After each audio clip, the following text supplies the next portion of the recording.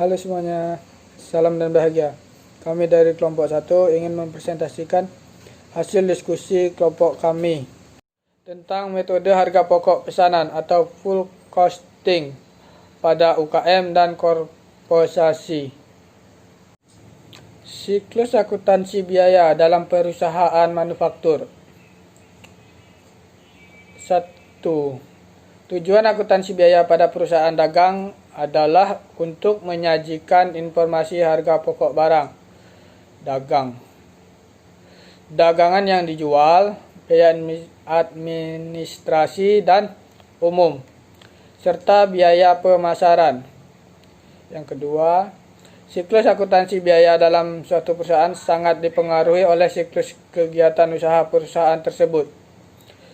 Siklus akuntansi biaya dibagi menjadi beberapa bagian, diantaranya yang pertama itu siklus kegiatan perusahaan dagang, yang kedua siklus kegiatan perusahaan jasa, yang ketiga siklus kegiatan perusahaan manufaktur. Siklus pembuatan produk dan siklus akuntansi biaya. Itu siklus pembuatan produk ada 3, yaitu pembelian dan penyimpanan bahan baku, yang kedua pengelola bahan baku menjadi produk jadi, dan yang ketiga penyimpanan produk jadi ke gedung. Sedangkan siklus akuntansi biaya itu ada 4, yaitu pertama penentuan harga pokok bahan baku yang dibeli, yang kedua penentuan harga pokok bahan baku yang dipakai, yang ketiga pengumpulan biaya produksi, dan yang keempat penentuan harga pokok produk jadi. Karakteristik metode harga pokok pemesanan. Perusahaan memproduksi berbagai macam produk yang sesuai dengan spesifikasi pemesanan, dan setiap jenis produknya perlu dihitung harga pokok produksinya secara individual. Biaya produksi harus digolongkan berdasarkan hubungannya dengan produk menjadi 2 kelompok, yaitu biaya produksi langsung dan biaya produksi tidak langsung. Biaya produksi langsung terdiri dari biaya bahan baku langsung dan biaya tenaga kerja tidak langsung, sedangkan biaya produksi tidak langsung yaitu overhead pabrik. Harga pokok produksi per audit dihitung pada saat pemesanan selesai produksi dengan cara membagi jumlah biaya produksi yang dikeluarkan untuk pemesanan tersebut dengan jumlah unit produksi yang dihasilkan dalam pemesanan yang bersangkutan. Manfaat informasi harga pokok produksi per pesanan. Yang pertama, menentukan harga jual yang akan dibebankan kepada pesanan. Yang kedua, mempertimbangkan penerimaan atau penolakan pesanan. Yang ketiga, memantau realisasi biaya produksi. Yang keempat, menghitung laba atau rugi tiap pesanan.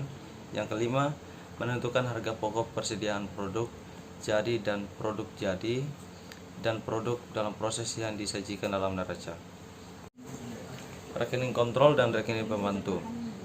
Untuk contoh bagannya seperti di bawah, bagan dari dokumen sumber ke jurnal, dari jurnal ke buku besar, setelah itu rekening kontrol, dari situ ke bawah ke buku pembantu yaitu rekening pembantu. Dari dokumen besar juga bisa langsung ke rekening pembantu atau buku besar, dan dari buku pembantu ke rekening kontrol bisa secara rekonsiliasi. Kartu harga pokok atau job order cost head. Yang pertama itu kartu harga pokok merupakan catatan penting dalam metode harga pokok pesanan.